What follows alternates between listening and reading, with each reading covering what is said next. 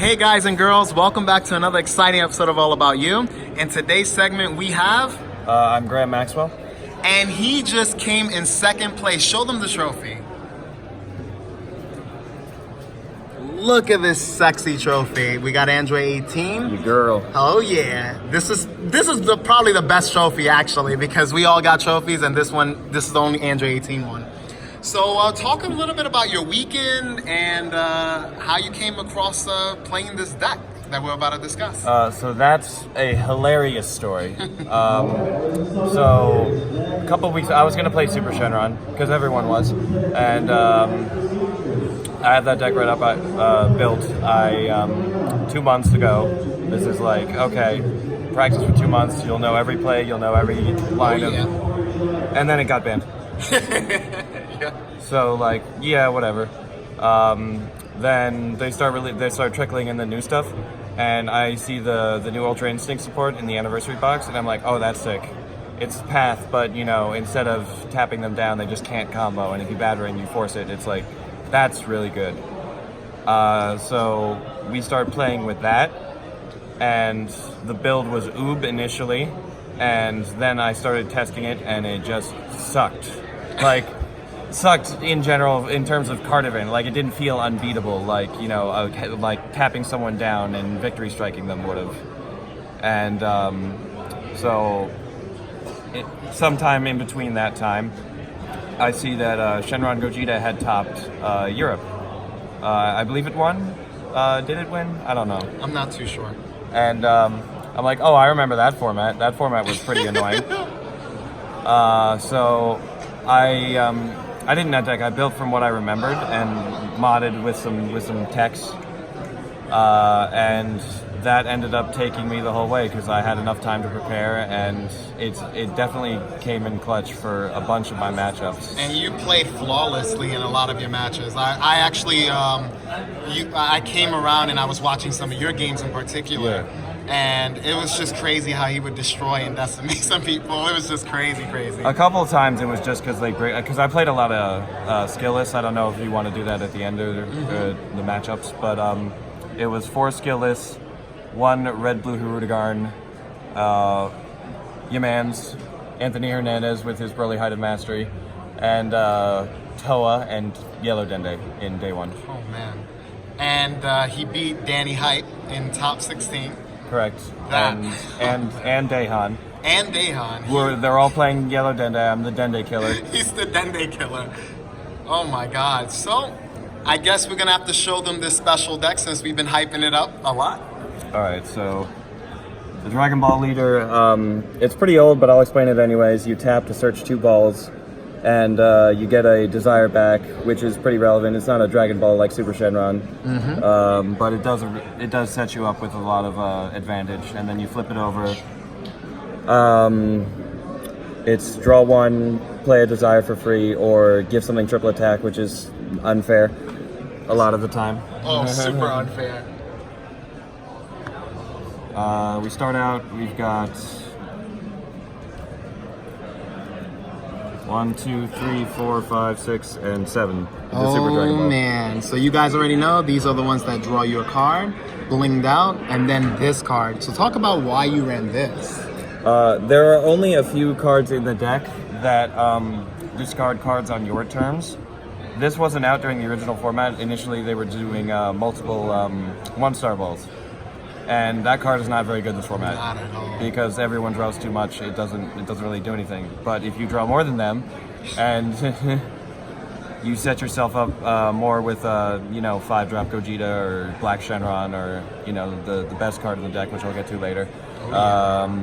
Then you just start blowing them out, and it's up to them to start killing you. But you have so many cards in your hand, and they can't. Which brings us to the second most important card of the deck. Oh man. The most important card, not the best card. Objection. Oh, look at this, guys. 4 of them. All right. You need 4. Resolving it twice came up a lot in the same turn. It didn't work sometimes, but we'll get to that later. A big play that you can do if you're not playing against Bloodlust because it's not safe is going turn 3, place your third, objection to the fourth, then Super Dragon Ball, put Shenron and World Peace in your discard pile, then awaken, get the World Peace back. Shenron, you haven't tapped out, you've drawn so many cards, and you're just good. And you're setting yourself up for your kill turns Yeah, later. exactly, because they have to kill your Shenron now. 2 Dragon Radar, keeps you in the game. I slide the third, and I wasn't going to initially, but it came up so clutch during the Rudigarn matchup and the Dende matchups, especially the Toa matchup that was miserable, where they just keep warping 3 out of your hand, and you have to keep yourself in the game somehow. So getting back Super Dragon Ball, which another big play is tapping to get back Super Dragon Ball and the World Peace. You did it in our match, and you were able to filter through so many cards. Exactly. This is the Don't Touch Me, I'm Scared package. I love it. 6 negates. You're never going to have that high combo power in the deck because you run so many extra cards. So maybe the extra cards that stop your opponent are worth playing. I agree. I definitely agree. And if you play them smart, like, because I run 1-drops, comboing a weenie to stop it and then power bursting it back keeps your combo, it keeps you resource. And it's plus. It's plus.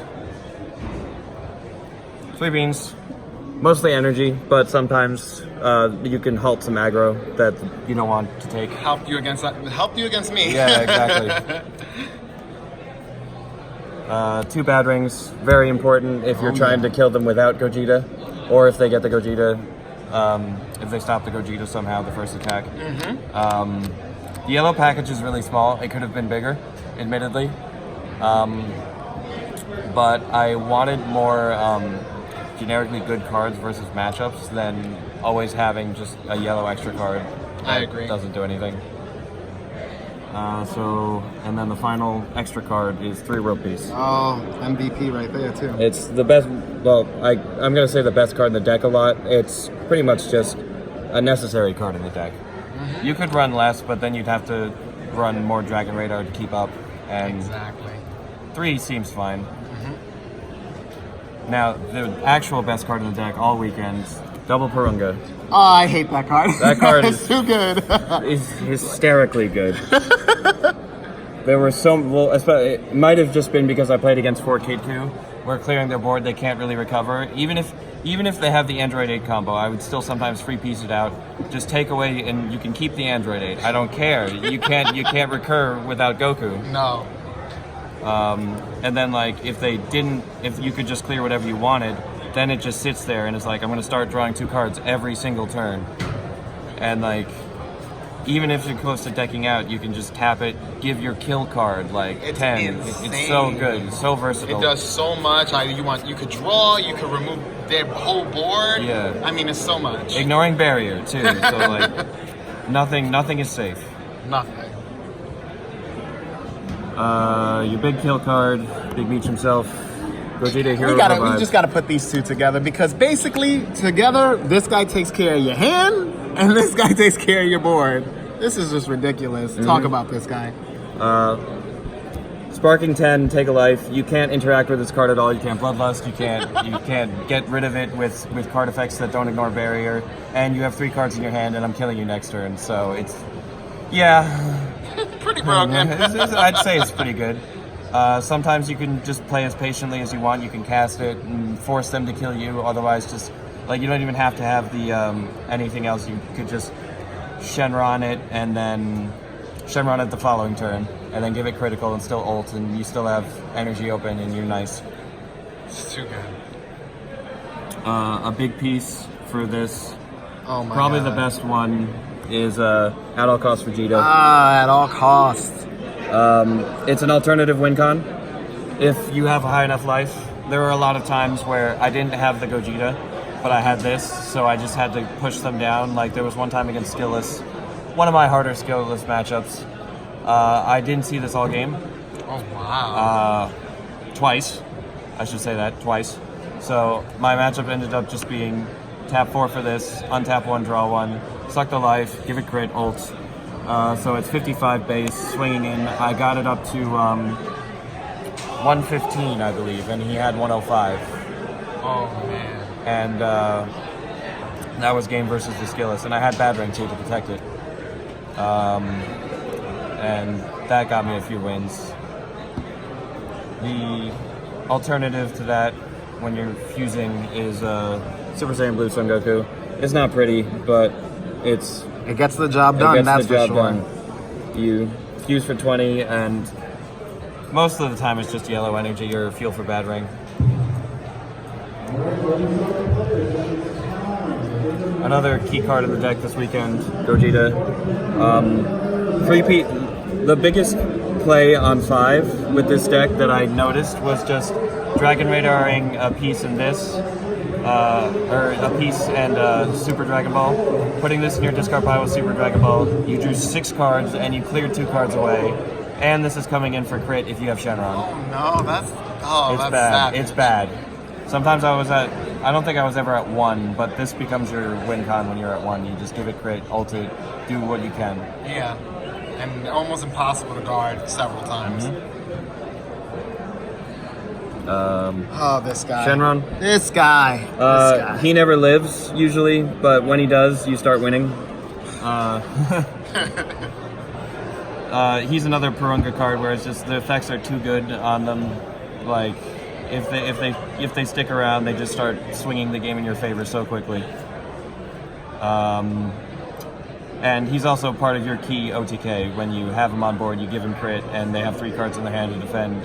Crit, triple attack, triple strike. GG's. Yeah. This is a tech choice. Ooh, okay, talk about this guy. So, I was expecting to see green Broly a lot more than I did. And so we wanted something that Broly could not get rid of for free, that pressured them, and it got rid of one of their pieces in case you needed to free piece it. Like this could pay Bloodlust also, and then you free piece in the Gogeta 5 or something to clear the piece. And if they're holding the 6-drop, the one that doesn't ignore barrier, then you can just Gogeta and ult it, and you're nice. But otherwise, then you have to deal with the 8-drop. This is a side deck card, by the way. The other tech choice, 1 Cronoa. Came up almost every game we played. Out of the 5 games. No, more than 5. You side an extra one. Yeah. You side an extra one, and you need against Broly Height, you need their kill turn to be before or after your kill turn. So just slowing the game down and making it so your objections start coming in like super clutch, and then you can reset their hand and kill them. And then finally, just 4 Sparking super combos. Yeah, the best super combo you can run for this deck. Simple. Very simple. Now the juicy sideboard. Juicy sideboard. Here's Cronoa. It was still in my deck. The second one. Yeah, guys, this card haunts me. You know how I lose so hard to this one card. 1 extra bad ring. Right. For matchups specifically for yellow, I think, because time magic can stop your ult and you need to see the bad ring. I sided it in very few times. The 3rd Dragon Radar helps versus hand control, keeps you in the game. 1 me Toa and it 1 me Hirudegarn. Mutaito, I never sided this card in. It doesn't really work. It works against me. It doesn't really work for me. Because I never really had enough yellow charged where they couldn't just tap the yellow down, you know? Yeah. And if they're not tapping the yellow down, they're tapping my blue down. I don't have my Weeses or anything. Correct. And it's just not very good. I would take it out. Yeah, I would take it out of the side. Minus Killy. Super clutch. That is very good against Bloodlust because you don't want to have to waste your bad ring on anything but you trying to kill them.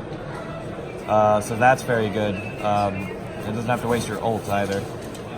There were a few times, especially against you in top, where I felt that minus Killy at all costs ult might have been enough to get you because I had the bad ring in my hand for a negate. Okay. But you had too many cards in your hand and it's does not feel safe. Yeah, because I could potentially break out of just enough to be able to win.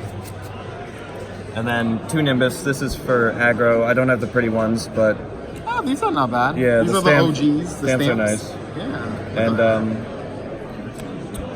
yeah, that came in a few times. Versus Skillets going wide, you Nimbus them and then you throw them to their board next turn, and they can't do anything, and it's great. 2 Crisis Crusher. I wanted to side 3. This is probably the 3rd Crisis Crusher. Oh, that's an easy 3rd. Because, like, I never saw it, and you need to see it versus so much. Like, the aggro red-blue Hirudegarn, that is perfect for that, because then they can't aggro you down and take their own life, and eventually you just start winning the game unless they chain Zeno and you don't get, you know, the Dragon Raider to keep you in. Yeah. This is fine. It's the same sort of concept, but I feel like in this format, Crisis Crusher is just enough. Because most of the time, like Skillless, you've popped something with Crisis Crusher, and then if they want to not have to worry about Crisis Crusher, they have to combo and then play Krillin. Mm-hmm. So at that point, playing another Crisis Crusher is fine, or you've made them just waste cards, and you can pretty much just extend the game and then start Gogetaing them and stuff like that. Yep. Gogeta 5ing, rather. Janemba. Janemba exists. It does. And playing Super Dragon Ball, it feels miserable in Janemba because they're not going to mill it, and you have to draw. Yeah, you'd be lucky if they mill it. Like, yeah. super lucky. A lot of times, the play is usually search enough Dragon Balls that you can discard 2 off the Super Dragon Ball, and then this can keep you alive. Yes. And then the final card is Demigra. Nice. This is, you know, mostly Janemba, but like all slow matchups. I sided it in only versus Toa this weekend because Toa has a low hand and it's a very grindy game. I didn't see it, by the way. Oh God! So but it became was fine. It was more grindy. It was fine because I had a plan versus Toa, anyways. That's good. But yeah, no, it just slow games. You can take cards away from them; they can't get rid of it, and then it just keeps doing it. What do you feel is Toa's weakness outside of using a card like Demigra? Well, I knew what my plan was. Going wide is definitely big. Going wide and not having it be like interactable. A lot of the times, since I sided the 3rd radar in also. I would get world pieces back, start Gogeta 5ing. I feel like a misplay that he made was he would banish my 4-drop Shenron and not my 5-drop Gogeta. So if he swung into it, I would just let it die, do it again, and then piece again, start bringing out more double strikes, swing, and then eventually he was low enough where I could bait his swing, bait his effect. Yeah. And he didn't really have any negates, so I addle cost. Oh, GG. Yeah. So yeah, that's the deck.